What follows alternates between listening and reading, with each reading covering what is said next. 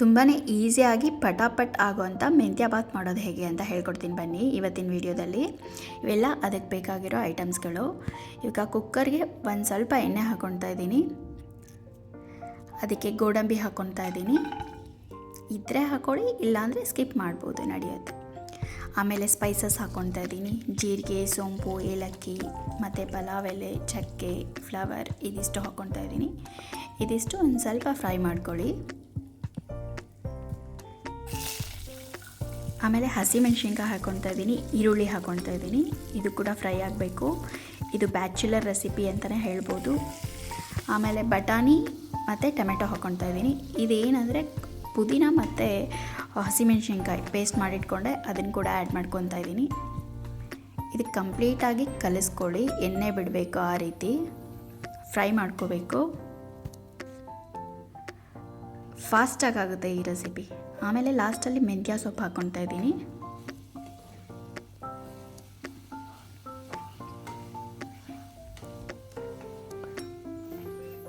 ಮೆಂತ್ಯ ಸೊಪ್ಪು ಆರೋಗ್ಯಕ್ಕೆ ತುಂಬ ಒಳ್ಳೆಯದು. ವೀಕ್ಲಿ ಒನ್ಸ್ ಆದರೂ ನಿಮ್ಮ ಡಯಟಲ್ಲಿ ಆ್ಯಡ್ ಮಾಡ್ಕೊಳ್ಳಿ. ಇದನ್ನು ಯಾವುದಾದ್ರೂ ಒಂದು ರೆಸಿಪಿಗೆ ಹಾಕ್ಕೊಂಡು ಮೆಂತ್ಯ ಸೊಪ್ಪನ್ನ ಬಳಸಿ, ತುಂಬ ಒಳ್ಳೆಯದು ಆರೋಗ್ಯಕ್ಕೆ.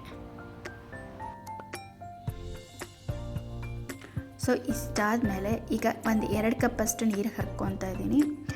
1 ಕಪ್ ಅಕ್ಕಿಗೆ 2 ಕಪ್ಪಷ್ಟು ನೀರು ಹಾಕ್ಕೊತಾ ಇದ್ದೀನಿ. ಇದು ಅಳತೆ. ಸೊ ಲಾಸ್ಟಲ್ಲಿ ರುಚಿಗೆ ತಕ್ಕಷ್ಟು ಉಪ್ಪು ಹಾಕ್ಕೊತಾ ಇದ್ದೀನಿ. ಸೊ ಇದು ಕುದಿಯೋಕ್ಕೆ ಬಿಡಬೇಕು. ಇದು ಕುದೀತಿರುವಾಗ ಅಕ್ಕಿ ತೊಳ್ಕೊಳ್ಳೋಣ. ಸೊ ಈಗ ಕುದೀತಿದೆ. ತೊಳೆದಿರೋ ಅಕ್ಕಿನ ಇದಕ್ಕೆ ಹಾಕ್ಕೊಂಡು ಒಂದು ಒಳ್ಳೆ ಮಿಕ್ಸ್ ಮಾಡಿ, ಲಾಸ್ಟಲ್ಲಿ ಲೆಮನ್ ಮತ್ತು ಸ್ವಲ್ಪ 1 ಸ್ಪೂನಷ್ಟು ತುಪ್ಪ ಹಾಕ್ಕೊಳ್ಳಿ. ತುಪ್ಪ ಹಾಕ್ಕೊಂಡು ಲಿಡ್ ಕ್ಲೋಸ್ ಮಾಡಿಟ್ರೆ 2 ವಿಷಲ್ ಆದರೆ ಮೆಂತ್ಯ ಬಾತ್ ರೆಡಿ. ತುಂಬಾ ಟೇಸ್ಟಿಯಾಗಿರುತ್ತೆ ಆ್ಯಂಡ್ ಹೆಲ್ದಿ ರೆಸಿಪಿ ಇದು. ನೀವು ಒಂದು ಟ್ರೈ ಮಾಡಿ ಹೇಗೆ ಬಂತು ಅಂತ ಹೇಳಿ. ಆಮೇಲೆ ಲಾಸ್ಟಲ್ಲಿ ಕಸೂರಿ ಮೇಥಿ ಕೂಡ ಹಾಕ್ತಾಯಿದ್ದೀನಿ. ಒಳ್ಳೆ ಘಮ ಬರುತ್ತೆ ಈ ಕಸೂರಿ ಮೇಥಿ ಆ್ಯಡ್ ಮಾಡೋದ್ರಿಂದ.